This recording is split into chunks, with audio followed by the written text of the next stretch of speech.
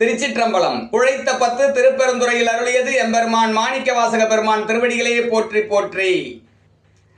கண்ணார் நுதலோய் கழலினைகள் கண்டேன் கண்கள் கலிகூற, எண்ணாது இரவும் பகலும் நான் அவையே என்னும் அதுவல்லால், மண்மேல் யாக்கை விடுமாறும் வந்துன் கழற்கே புகுமாறும் அண்ணா என்ன கடவேனோ அடிமை சால அழகுடைத்தே.